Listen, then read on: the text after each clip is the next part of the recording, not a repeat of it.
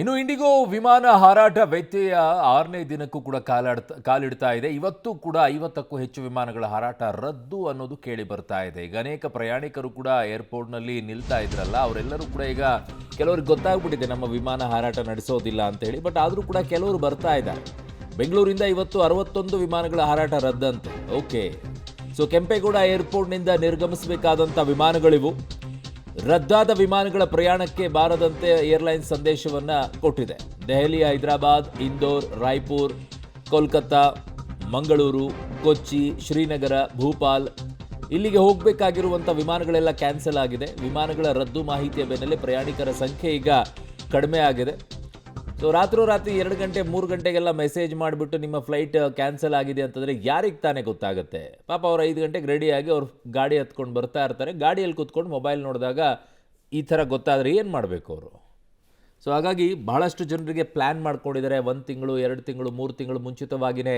December ಅಂತಂದರೆ ಪ್ರವಾಸಕ್ಕೆ ಹೋಗುವಂಥ ಸಂದರ್ಭ ಇದು.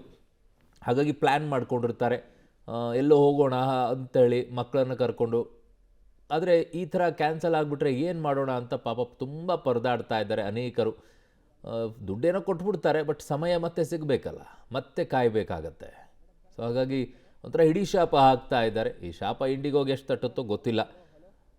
ಸೊ ಹಾಗಾಗಿ ಈಗ ಸದ್ಯಕ್ಕಂತೂ ಪ್ರಯಾಣಿಕರ ಸಂಖ್ಯೆ ಸ್ವಲ್ಪ ಏರ್ಪೋರ್ಟ್ನಲ್ಲಿ ಕಡಿಮೆ ಆಗಿದೆ ಅಂತೆ.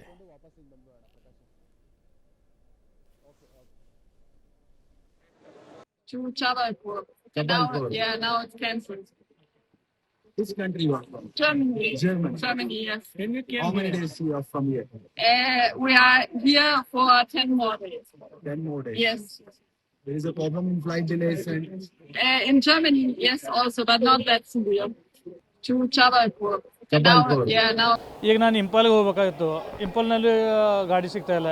ಈಗ ಕಲ್ಕತ್ತಾವರೆಗೂ ನಂಗೆ ಕೊಡ್ತಾ ಇದ್ದಾರೆ, ಅದು 10 ಗಂಟೆಗೆ, ರಾತ್ರಿ 10 ಗಂಟೆಗೆ. ಇವಾಗ ಏನು ಮಾಡಬೇಕು ನೋಡಿ, ನಾವು ಡಿಪೆಂಡ್ನವರು ಎಷ್ಟು ಗಂಟೆಗೆ ಹೋಗಿ ಮುಟ್ಬೇಕು ಇವಾಗ? ಏನು ಕೊಟ್ಟಿದ್ರಿ ಸರ್? ನಾವು ಇದೇ ಇಂಡಿಗೋ ಒಳಗೆ ಕೊಟ್ಟಿರೋದು. ಗೊತ್ತಾಯ್ತು. ತಾವೇನು ಕೆಲಸ ಮಾಡ್ತೀರಾ? ನಾನು ಡಿಫೆನ್ಸ್ನಲ್ಲಿ ಇರೋದು. ಹಾಂ, ಈಗ ಅಲ್ಲಿ ಫ್ಲೈಟ್ ಯಾವಾಗ ಬುಕ್ ಮಾಡಿದ್ರಿ ಸರ್? ನಾನು ಮಾಡಿ ಇವಾಗ 20 ದಿವಸ ಆಯಿತು. ಹಾಂ, 20 ದಿವಸ ಆಯಿತು ಮಾಡಿ. ಈಗ ಕ್ಯಾನ್ಸಲ್ ಆಗಿದೆಯಲ್ಲ. ಮತ್ತು ಏರ್ ಇಂಡಿಯಾಗೂ ಇದು ಇಲ್ಲ, ಇದು ಏರ್ ಇಂಡಿಯಾ ಕೂಡ ಇಲ್ಲ. ಅದ್ರ ರೇಟ್ ಜಾಸ್ತಿ ಅಲ್ವಾ ಇದು? ಹಾಂ, ಇವಾಗ ಸಿಕ್ಕಾಪಟ್ಟೆ ಜಾಸ್ತಿ ಸರ್. ಈಗ ಎಲ್ಲ ಕಡೆನೂ ಸಿಕ್ಕಾಪಟ್ಟೆ. ನಾವು 1 ಮಂತ್ ಬಿಫೋರೇ ಬುಕ್ ಮಾಡಿದ್ವಿ ಫ್ಲೈಟು. ಮಗು ಇರೋದ್ರಿಂದ ಯಾವಾಗ ಫ್ಲೈಟ್ ಸಿಗುತ್ತೆ ಅಂತ ಗೊತ್ತಾಗ್ತಾ ಇಲ್ಲ, ಯಾವಾಗ ಫ್ಲೈಟ್ ಬರುತ್ತೆ ಅನ್ನೋದು ಡೌಟ್ ಇದೆ. ಈಗ ಲಗೇಜು ಎಲ್ಲ ತಂದು ಆ್ಯಕ್ಚುಲಿ ಮುಂಚೆನೇ ಇನ್ಫಾರ್ಮ್ ಮಾಡಿದ್ರೆ ನಾವು ಬರೋದೇ ಇಲ್ಲ. ಇನ್ಫಾರ್ಮು ಇಲ್ಲ, ಏರ್ಪೋರ್ಟಿಗೆ ಬಂದಮೇಲೆ ಹೇಳಿದ್ರೆ ನಮ್ಗೆ ಅದು ಗೊತ್ತಾಗ್ತಾ ಇಲ್ಲ. ಕನ್ಫ್ಯೂಸಲ್ಲಿ ಇದೀವಿಲ್ಲ. ಎಷ್ಟೊತ್ತಿಗೆ ಫ್ಲೈಟ್ ಇರೋದು ಆ್ಯಕ್ಚುಲಿ? 11:20 ಅಂತಿದೆ. ಬಟ್ ಇನ್ನು direct flight, IndiGo direct flight ಅದೊಂದೇ ಇರೋದು. ಇನ್ನೆಲ್ಲ ಲೇಓವರ್ಸ್ ಇದೆ. ಮಗು ನಿಕ್ಕೊಂಡು ಲೇಓವರ್ ಆಗಲ್ಲ ಅಂತ ನಾವು ಡೈರೆಕ್ಟ್ ಫ್ಲೈಟ್ ಬುಕ್ ಮಾಡಿದ್ವಿ. ಬಟ್ ನೋ, ನನ್ನ ಹಸ್ಬೆಂಡ್ ಚೆಕ್ ಮಾಡೋಕ್ಕೆ ಹೋಗಿದ್ದಾರೆ. ಸೊ ಇಲ್ಲಿ ಟ್ಯಾಕ್ಸಿನೂ ಇಟ್ಕೊಳ್ಳೋಂಗಿಲ್ಲ, ನಮ್ಮ ಕಾರ್ ಬಂದಿದೆ, ಇಲ್ಲಿ ಅದನ್ನು ಇಟ್ಕೊಳ್ಳೋಂಗಿಲ್ಲ, ಅದಕ್ಕೂ ಫೈನ್ ಅಂತ ಹೇಳ್ತಿದ್ದಾರೆ, 300 ರೂಪೀಸ್. ಹಾಂ, ಇಲ್ಲಿ ವೆಯ್ಟಿಂಗು ಏನು ಮಾಡಬೇಕು ಮಗುನ ಇಟ್ಕೊಂಡು, ಅದು ಗೊತ್ತಾಗ್ತಾ ಇಲ್ಲ.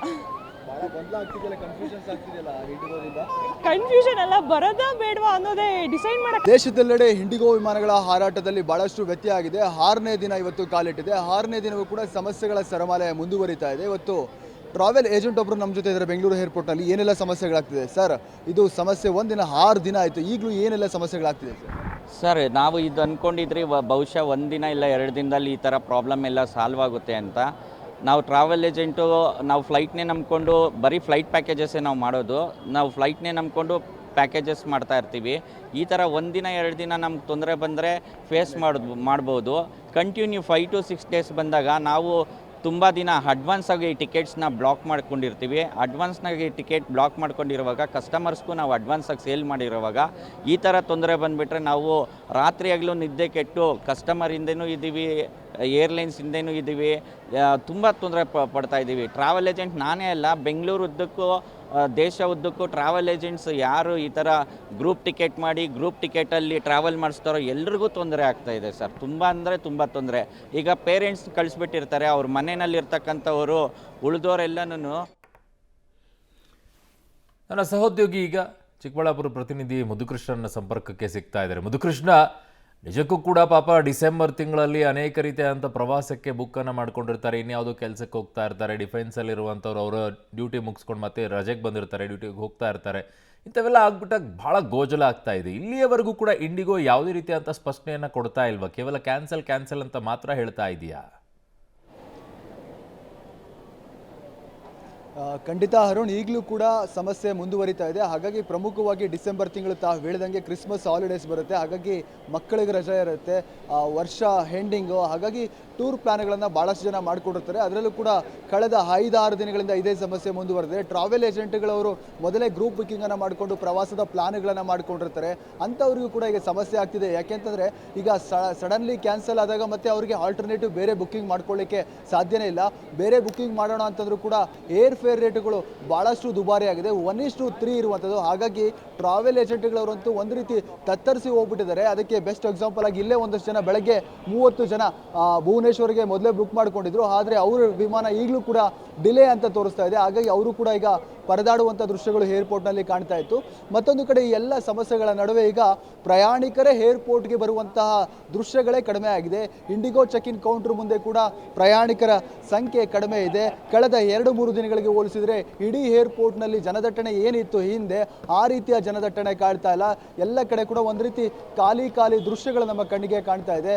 ಮತ್ತೊಂದು ಕಡೆ ವಿದೇಶಿಗರಿಗೂ ಕೂಡ ಈ ಒಂದು ಸಮಸ್ಯೆ ತಟ್ಟಿದೆ. ಪಾಪ ಇಲ್ಲಿ ಊಟ ಮಾಡ್ತಿರೋ ಒಂದು ಇಬ್ಬರು ವಿದೇಶಿ ದಂಪತಿ, ಅವರು ಜರ್ಮನಿಯಿಂದ ಬೆಂಗಳೂರಿಗೆ ಬಂದಿದ್ದಾರೆ. ಬೆಂಗಳೂರಿಗೆ ಬಂದು ಈಗ ಇಲ್ಲಿಂದ ಜಬ್ಬಲ್ಪುರ್ಗೆ ಟಿಕೆಟನ್ನು ಬುಕ್ ಮಾಡ್ಕೊಂಡಿದ್ರು. ಆದರೆ ಈಗ ಅವರ ಟಿಕೆಟ್ ಕೂಡ ಕ್ಯಾನ್ಸಲ್ ಆಗಿರುವಂಥದ್ದು. ಹಾಗಾಗಿ ದಿಕ್ಕು ತೋಚದೆ ಅವರು ಕೂಡ ಈಗ ಪರದಾಟವನ್ನು ಅನುಭವಿಸ್ತಾ ಇರುವಂಥ ದೃಶ್ಯ ಕಾಣ್ತಾ ಇದೆ.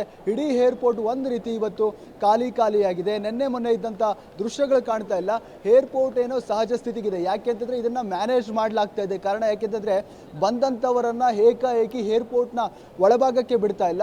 ಮೊದಲೇ ಏರ್ಪೋರ್ಟ್ನ ಆಡಳಿತ ಮಂಡಳಿಯ ಸಿಬ್ಬಂದಿ ಏನಿದ್ರೆ ಅವರನ್ನು ಚೆಕ್ ಇನ್ ಮಾಡುವಂಥ ಮೊದಲೇ ಅವರನ್ನು ಪರಿಶೀಲನೆ ಮಾಡುವಂಥ ಕೆಲಸ ಕಾರ್ಯಗಳನ್ನು ಇಲ್ಲಿ ಮಾಡ್ತಾ ಇದ್ದಾರೆ. ಯಾಕೆಂತಂದರೆ ಒಳಗಡೆ ಅವರ ವಿಮಾನ ಇದೆ ಎನ್ನುವುದು ಖಾತರಿಯಾದ ನಂತರವಷ್ಟೇ ಅವರನ್ನು ಒಳಗಡೆ ಬಿಡ್ತಾ ಇರುವಂಥದ್ದು. ಹಾಗಾಗಿ ಇಲ್ಲಿ ಒಂದಷ್ಟು ದಟ್ಟಣೆ ಆಗ್ತಾ ಇದೆ. ಬಿಟ್ಟರೆ ಒಳಗಡೆ ಎಲ್ಲವೂ ಕೂಡ ಖಾಲಿ ಡಿಪಾರ್ಚರ್ ಗೇಟ್ಗಳು ಎಲ್ಲವೂ ಕೂಡ ಖಾಲಿಯಾಗಿ ಇವತ್ತು ಕಾಣ್ತಾ ಇರುವಂಥದ್ದು. ಅರುಣ್. ಓಕೆ ಮುದ್ದುಕೃಷ್ಣ, ನಿಮ್ಮೆಲ್ಲ ಮಾಹಿತಿಗೆ ಧನ್ಯವಾದಗಳು.